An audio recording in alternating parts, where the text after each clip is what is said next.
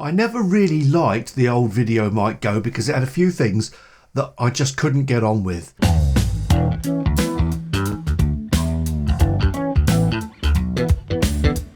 I liked the way it looked. It had a nice profile, it looked okay on the camera, and it could be used with small cameras quite easily, but I wasn't that keen about the sound of it, but also the level of noise from it was quite high, so if you ever got anywhere quiet with it, you were aware of that noise. The first time I saw this microphone, I instantly thought of vloggers. This is often something that we ask our microphones to do while vlogging.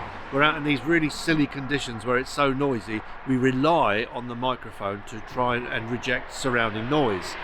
So I'm right by a road and the traffic coming this way is about 10 feet away from me, and then of course there's the traffic on the other side of the road as well. So if you can still hear me, the microphone's doing exceedingly well, but unfortunately this is something that vloggers very often are looking for.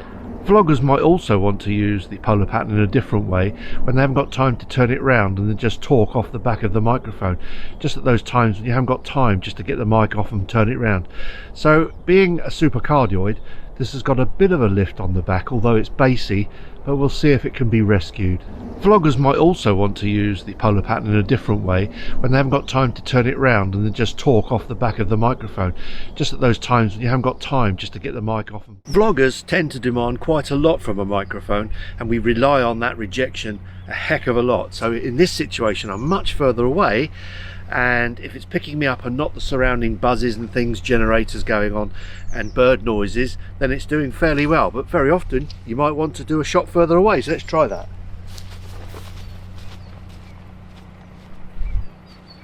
So here I am now, an awful lot further away, and if the microphone is still picking me up at this distance, it is at least matching the Sennheiser microphone that I tested, the MKE400. That was incredible at long distance, and if this is matching, it's doing extremely well, and that supercardioid pickup is working and doing its job. You know, I've always admired those people who've got the bottle to go out on the streets and do vlogs and things with other people around. I've always found that very difficult, so sometimes I just like to practice and start taking pictures while people are going past and pretend they're not there, but I do find it hard. If you know anything about Rode microphones, you'll see that this resembles the Rode NTG, but actually it's a mini NTG. It's quite small, isn't it? This is the sound of the Rode Videomic Go II. All I've done is put a Rode extension lead into my camera, and the audio is now being taken from the camera itself. So the audio from this is being produced very, very simply. It's taking the power from the camera, and everything is working just by plug and play. So this is the sound of the microphone from the front. This is the sound of the microphone from the side. This is the microphone from the rear. Now on the rear, let's go back to the front.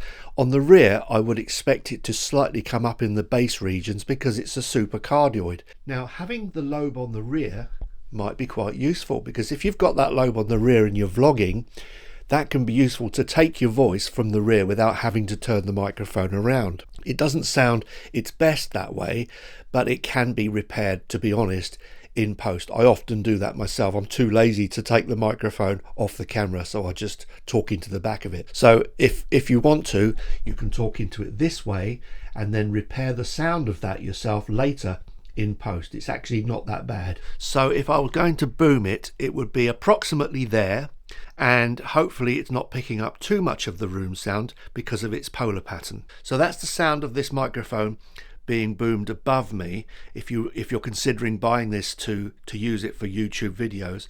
Another way you can do this is to take the thing down and point it upwards.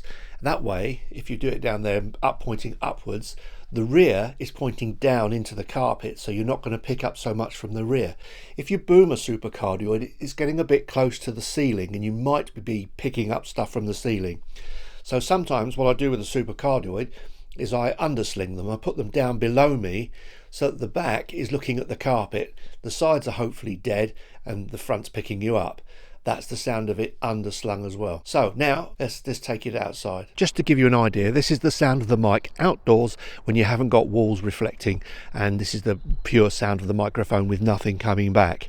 So this is the front, this is the side, this is the rear side, this is the rear, and back to the side, and now on the front, and hopefully it's rejecting sounds around me.